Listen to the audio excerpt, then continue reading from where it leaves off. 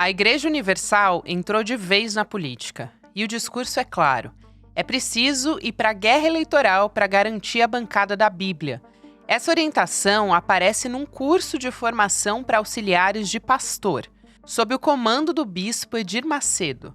Documentos e vídeos obtidos pelo Intercept Brasil mostram a cúpula da igreja organizando o próprio rebanho para atuar nas urnas. Fiéis são incentivados a garantir o mandato dos seus candidatos e a eleger novos nomes. A estratégia é detalhada. Grupos de WhatsApp em esquema de pirâmide, mapeamento de eleitores, visitas em casa e um aperto moral sobre quem resiste. A máquina tem força e tem recursos. A Universal arrecada bilhões em cultos e transforma seus rádios, televisão e jornal em palanques permanentes. Para juristas, isso pode caracterizar abuso de poder econômico. Mas bispos e pastores veem de outra forma. Dizem que estão cumprindo uma missão em nome de Deus. O Partido Republicano se junta a essa estrutura. E o plano não é só eleger deputado, mas lançar nomes ao maior cargo do país. No fundo, é uma engrenagem muito bem organizada. Com pastores e obreiros espalhados em todo o território, a igreja se transforma numa das forças da política brasileira.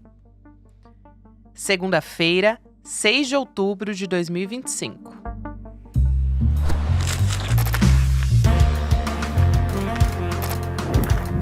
Sou Gabriela Varela, esse é o podcast com mais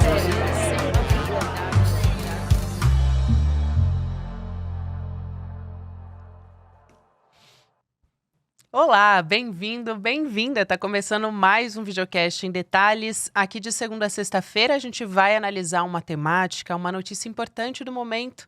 Hoje, especificamente, a gente vai falar sobre uma reportagem investigativa. Meu convidado é o jornalista Gilberto Nascimento, repórter do Intercept. Ele fala sobre política, direitos humanos, religião também.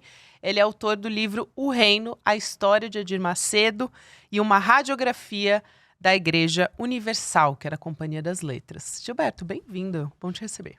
Muito obrigado pelo convite, eu que agradeço. E é um prazer estar aqui com você e com todos e todas que acompanham Em Detalhes aqui no ICL. Eu que te agradeço por ter vindo até aqui. É muito bom, muito melhor conversar pessoalmente, né? Sim, com certeza. Eu quero saber, a gente pegando aqui essa sua reportagem do Intercept, que pode ser a primeira, quem sabe, de mais reportagens que venham aí, sobre como é que está funcionando essa máquina política da Universal, olhando para 2026. E tem um objetivo bastante específico. De uma maneira geral, o que você pode resumir? O que você encontrou? Como é que você começou a fazer essa reportagem? O que te motivou? Então,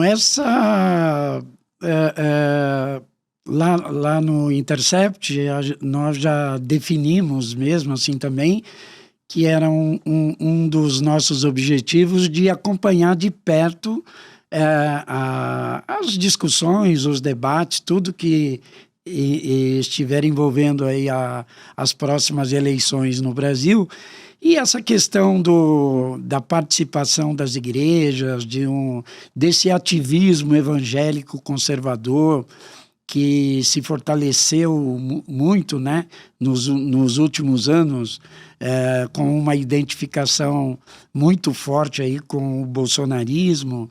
Várias igrejas evangélicas influíram ativamente, né, ajudaram muito o ex-presidente da República, Jair Bolsonaro, a se eleger, né, em 2018. Na eleição de 2022, o Bolsonaro perdeu, Lula venceu, mas o número de votos entre os evangélicos, inclusive, aumentou. Foi um total, acho que, de 3 milhões de votos a mais que o Bolsonaro obteve entre os evangélicos. E eu cubro essa área de política há muito tempo e de religião também já há um bom tempo. E nos últimos anos acompanhei um pouco de perto, mais de perto, a Igreja Universal, né? A Igreja Universal e esse movimento assim, que tem essa participação efetiva assim, de várias igrejas bastante influentes assim, no meio evangélico.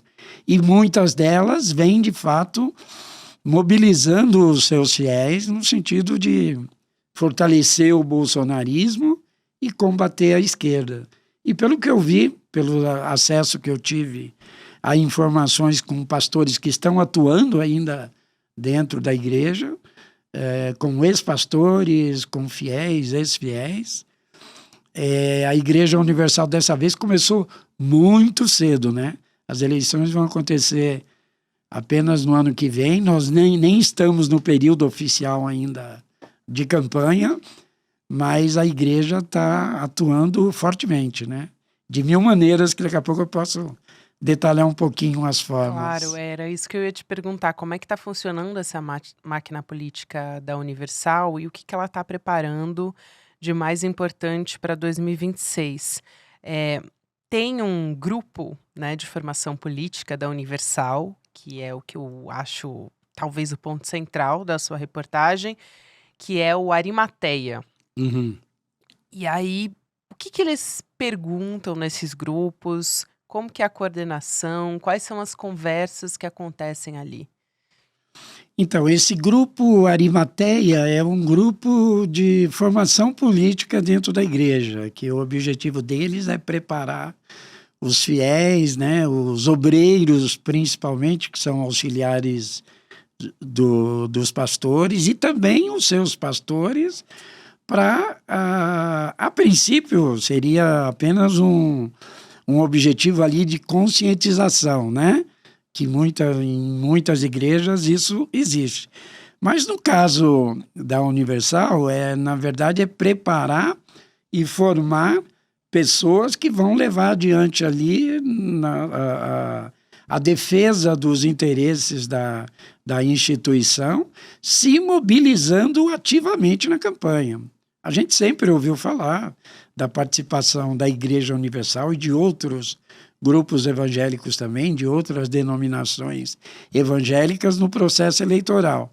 Mas uma coisa é a gente falar que eles participam, que influem, outra coisa é mostrar exatamente como estão fazendo, né? Você teve acesso a documentos. Então dessa vez eu acompanhei, em primeiro lugar, programas que eles estão fazendo, estão bem organizados, não é só a gente que faz podcasts e tal também, não.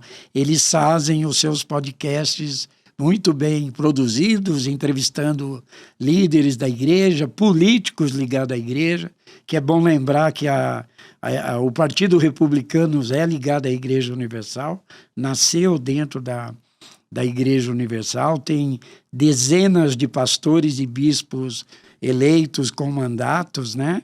Nem todos são bispos e pastores e obreiros, mas a maioria é. O Partido Republicano hoje tem 44 deputados federais, tem senadores, já elegeu o prefeito lá do Rio de Janeiro, Marcelo Crivella, que é bispo da igreja, que é sobrinho do Edir Macedo. Só para lembrar, então você não consegue todo esse poder à toa de uma hora para outra, né? Então a gente mostrou um pouquinho como tudo isso vem sendo feito. Então hoje tem podcasts produzidos, discutindo assuntos e temas lá que eles querem que cheguem aos fiéis. Então eles debatem lá a questão do tarifaço do Trump. Uma das coisas que mostramos nessa reportagem é a preocupação do bispo lá, o Alessandro Pascoal, que é o coordenador do Arimateia, ele manifestando essa preocupação que o tarifaço do Trump pode prejudicar a direita nas próximas eleições, que isso poderia favorecer a esquerda. Então tem todo um discurso ali no sentido de mobilizar os fiéis e conscientizar os fiéis para que a esquerda não venha a vencer as eleições em 2026. A esquerda, no caso, Lula, PT, PSOL, e eles vão. E aí, além desse discurso, né, que é efetivado aí por meio desses programas, depois esses áudios, cortes, são enviados para as coordenações regionais do Grupo Arimateia, que daí passam para os pastores e todos fazem tudo isso chegar até as igrejas. Tem uma orientação ali para cada igreja, cada templo tem que garantir que no mínimo, as igrejas pequenas, no mínimo 300 pessoas têm que acompanhar e marcar presença, entendeu? Participar ali, mandando perguntas, aparecendo nos grupos de debate e tal. Essa é uma forma. E tem muitas outras também. Tem os grupos de oração que vão fazer visitas de casa em casa e depois que ganham a confiança dos fiéis, aí eles deixam o material dos candidatos.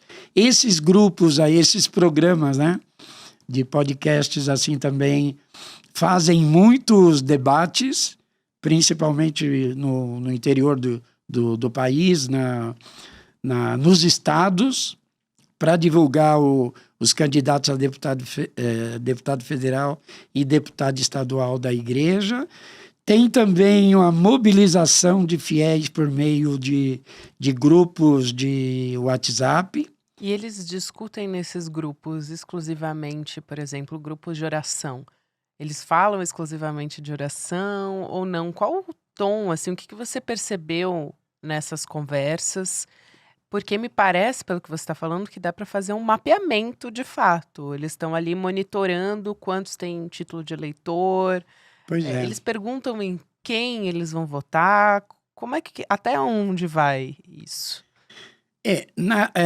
O grupo de oração, primeiro, né, a mobilização pelo WhatsApp é feita por um projeto, um programa, um grupo lá que eles chamam de Me Dê a Mão. Cada fiel ou cada obreiro ali é obrigado a arrumar, juntar 12 pessoas num grupo e cada membro da igreja vai se comprometendo a arrumar mais 12. E ali eles mandam todos os informes, tipo, né? Um esquema de pirâmide. Então mandam aqueles áudios, as mensagens, né? O discurso político que eles querem enfatizar, né? E é isso. Então tem a reprodução, a mobilização pelos grupos de WhatsApp e vem a orientação do Grupo Arimateia de maneira muito clara para que os obreiros façam um levantamento em cada área, em cada região, do número de votantes, de quantas pessoas estão com o título de eleitor regularizado ou não regularizado, quantas pessoas também nas famílias já completaram a idade lá de 16 anos e já podem tirar o seu título de eleitor. Então é feito todo um trabalho ali inicialmente para garantir o maior número de eleitores possíveis. Tem vários prints e documentos dentro dessa sua reportagem investigativa, né, Gilberto? E aí tem um ali que me chamou a atenção, porque agora é um deputado estadual pelo Republicanos, mas à época era um candidato. E ele fez um vídeo de WhatsApp, um daqueles cortes que é muito fácil de compartilhar, que tinha um teor ideológico, político, e a mensagem nesse grupo era: compartilhem com o máximo de pessoas. Sim. Então, nesse sentido também, para exemplificar um pouco para as pessoas que estão nos acompanhando. Tem também um outro exemplo que eu acho que é bom da gente citar aqui, que é de um personagem que aparece nessa reportagem porque ele é coordenador, um dos coordenadores do Arimateia, que é o Alessandro Pascoal. Como é que ele atua também? Porque na reportagem você diz que ele manda mensagens num tom bem dramático, dizendo que derrotar a esquerda é uma obrigação espiritual. Me lembrou uma fala da Damares Alves durante a disputa política entre o Bolsonaro e o Lula, que ela foi filmada falando sobre isso. Não é mais uma guerra política, é uma guerra espiritual. É esse discurso que permanece, né? Então, há todo um apelo, né? Ele é um bispo da Igreja Universal, ele não tem mandato político, mas ele inclusive é lotado na Assembleia Legislativa de São Paulo como assessor lá de um dos deputados do Republicanos, que é bispo da igreja também. Ele é chefe de gabinete desse deputado, que é... Gilmar Santos? Gilmaci Santos, né? Gilmaci Santos. Que, por acaso, também é o vice-presidente da Assembleia Legislativa de São Paulo. Então, ele é um líder da igreja, um bispo da igreja, portanto, ele tem uma ascendência sobre os fiéis. Então, o trabalho lá dele no podcast ali tem principalmente esse objetivo de fortalecer esse discurso, de dar esse tom dramático aí da suposta tragédia que seria para o país a vitória da esquerda nas próximas eleições, né? E por isso que tudo isso depois são feitos cortes, áudios, né? E essas mensagens são reproduzidas e mandadas para o maior número possível. Há essas orientações lá, como nos prints que mostramos na reportagem, deixa isso bem claro. E num dos momentos lá, assim que saiu o tarifaço do Trump, ele demonstrou essa preocupação, né, do risco que seria a vitória da esquerda. Agora, é curioso, né, só mudando um pouquinho de assunto, mas fazendo uma observação sobre o que é a Igreja Universal. A Igreja Universal até está sempre envolvida com questão política e eles são muito pragmáticos. Na verdade, eles procuram sempre estar muito bem com quem estiver no poder. A vida inteira foi assim. Antes do Lula chegar ao poder, ganhar a eleição pela primeira vez em 2002, eles apoiaram o Collor em 1989, por exemplo, apoiavam Paulo Maluf aqui em São Paulo e rotulavam o Lula como demônio, capeta. Chegou a sair reportagens com ilustrações do Lula com chifrezinho e tal. E aí, quando o Lula ganhou a eleição, o PT chegou ao poder, eles aderiram ao PT e ficaram 14 anos ao lado do PT no governo federal, nos dois primeiros governos, e nos dois governos da Dilma até o golpe que derrubou a Dilma. E eles tinham ministros no governo da Dilma até o último dia. E depois passaram a ter ministro também no primeiro dia do Temer, depois com o Bolsonaro. Então, né, eles apoiam o Trump ardorosamente, mas também apoiam o Maduro na Venezuela. Também fiz uma reportagem para o Intercept mostrando isso. Então, também não tem tanta coerência esse discurso, né? Agora, fica claro, assim, eles preferem a direita. Então, nos bastidores, eles estão fazendo essa mobilização e vinham e vêm fazendo essa mobilização, mas, né, tem discursos incoerentes aí em vários momentos. Claro. Tem discursos deles dizendo que o cristão não pode ser de esquerda em hipótese alguma e tal. Mas como pôde durante os governos anteriores do PT? E é curioso como também o Edir Macedo construiu esse império, né? O fundador da Universal. Ele tem, você já explicou aqui, essa ligação fortíssima com um partido, com republicanos. É um bilionário com mais de 100 empresas. Ele tem também a rede de televisão, a Record, que é um braço da imprensa, então importantíssimo também para propagar suas ideias, suas ideologias. E tem a própria estrutura da Universal que você traz essa reportagem, que está sendo utilizada dessa forma, né? Na reportagem nós ouvimos o Fernando Neisser, que é um advogado especialista em direito eleitoral, professor da FGV, que coloca essa questão, né?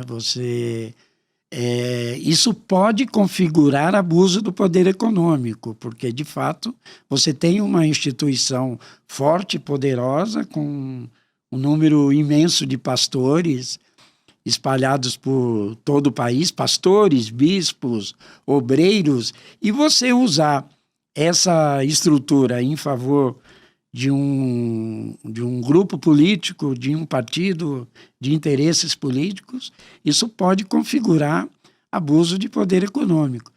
Além do mais, o processo eleitoral, uma campanha eleitoral, ela tem regras, né? Tem um período onde as candidaturas estarão definidas e as pessoas autorizadas a fazer campanha eleitoral. Então, no caso aí da igreja, ela já está fazendo a campanha eleitoral muito antes do período eleitoral ter sido oficializado, regulamentado, né?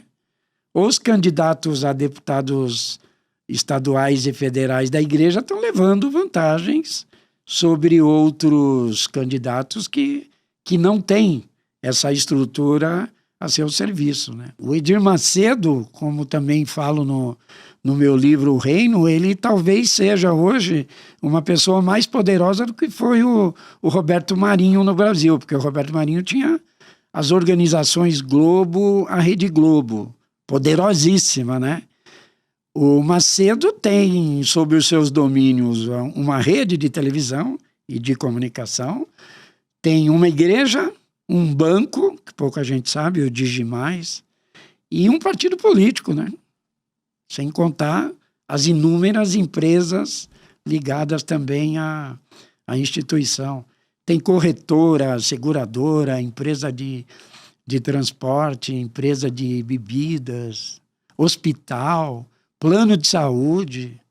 Pouca gente sabe ou lembra, talvez, de tudo isso, né? Você citou aqui o Fernando Neisser, que é professor da FGV, professor de Direito Eleitoral, para ser mais específica.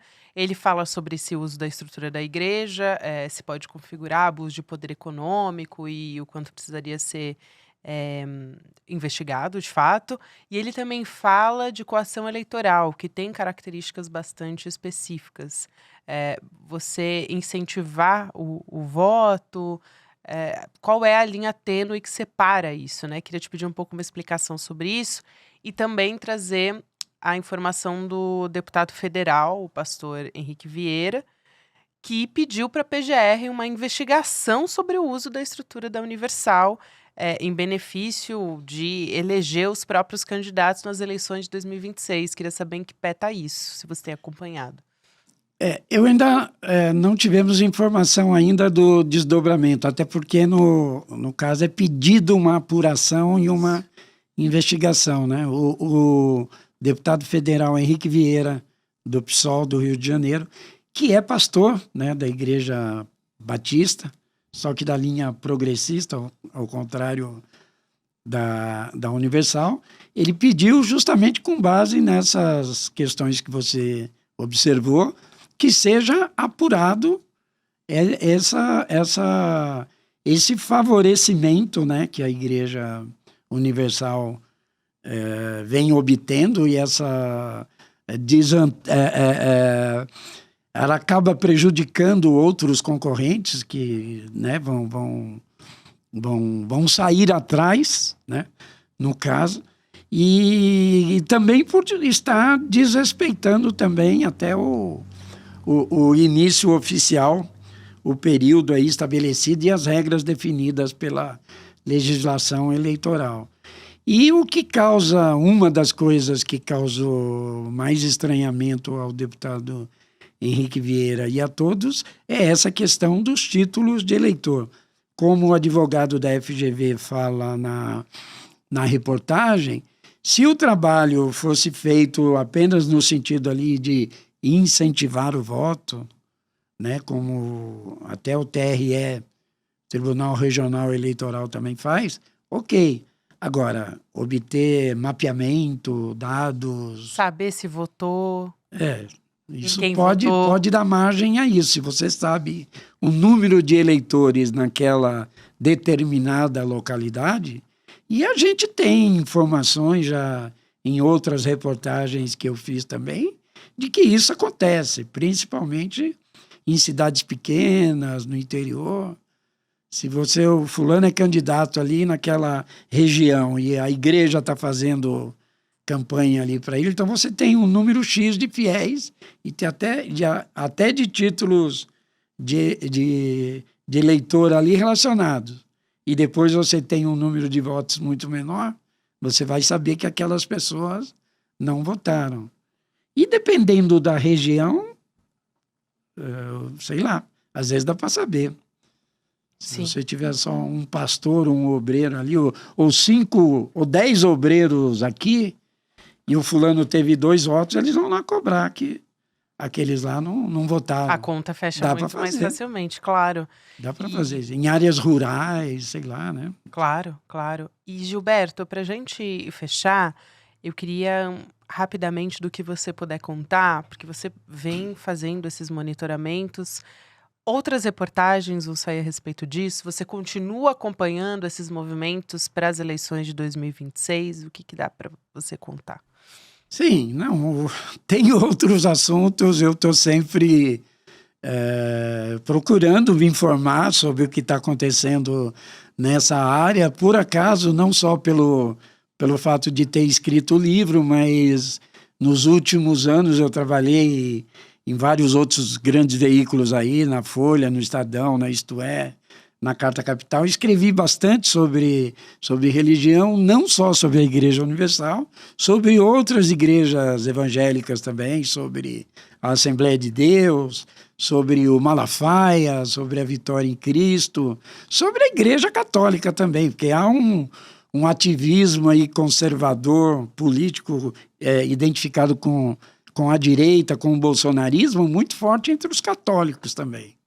Então, a ideia é estar acompanhando essa movimentação. E aí, tudo aquilo que for notícia, que for considerado um fato relevante, nós estaremos aí acompanhando. Né? Vou continuar acompanhando, então. Estou na audiência aqui e fica o convite, claro, para você voltar sempre. Muito obrigada, Gilberto. Adorei te receber aqui. Prazer. Tá bom. Foi um prazer também. Eu que agradeço aí ao convite e a essa oportunidade. E parabéns a você pelo Em Detalhes, pelas excelentes entrevistas que você vem fazendo aqui. Parabéns você pelo trabalho. E parabéns ao ICL também por todo o trabalho aí, que eu, como cidadão, né, como telespectador, também estou sempre acompanhando. Aí. Imagina. Obrigada pela sua gentileza. Foi um prazerzaço te receber e a gente com certeza vai conversar numa próxima oportunidade de novo. Tá bom. Eu que agradeço mais uma vez. Obrigado. E essa semana é dia de estreia de documentário original do ICL. Quinta-feira, dia 9 de outubro, 8 horas da noite, você está convidado para participar junto com a gente da estreia do documentário Vai para a Argentina, Carajo, onde o Eduardo Moreira vai desconstruir uma falácia sobre um suposto milagre econômico da Argentina. Depois do Vai para Cuba, Eduardo, agora a gente fica na companhia dessa viagem para a Argentina. Então vai lá em detalhesicl.com.br, deixa o seu e-mail que você vai ser avisado que a nossa estreia está começando. Vale muito a pena acompanhar junto com a gente. Vem com a gente, embarca nessa. E o Em Detalhes você pode ouvir em qualquer momento do seu dia nas plataformas de áudio. Também tem episódio novo de segunda a sexta-feira. Até amanhã. Se eu fosse brasileiro e tivesse mais de 60 anos, eu ficaria muito preocupado com o que está acontecendo na Argentina. Porque Javier Milei tem sido usado como exemplo por várias pessoas que querem se candidatar à presidência da República no Brasil. E o que ele está fazendo na Argentina com os aposentados, talvez seja a maior maldade já feita com os aposentados em qualquer lugar do planeta. Esse é um dos assuntos que a gente comenta no nosso novo documentário Vai para a Argentina, Carajo, que a gente vai exibir aqui no ICL gratuitamente no dia 9 de outubro, uma quinta-feira, às 8 horas da noite. Se você tem o interesse de entender o que está acontecendo lá, não perca esse documentário. E no dia 9 a gente se encontra. Olá, Olá, eu sou a Juliana Baroni e tô aqui para te fazer um convite. Toda terça-feira às 19 horas tem o Precisamos Conversar, um programa de debates feminino. A gente tem que ver, tem que analisar. Ninguém tá querendo defender causas. Elas defendem algo até a página B. Foi mais ou menos uma cama. Aqui no Instituto Conhecimento Liberta e também nos canais do Eduardo Moreira. Então, você não pode perder. Um beijo, até lá!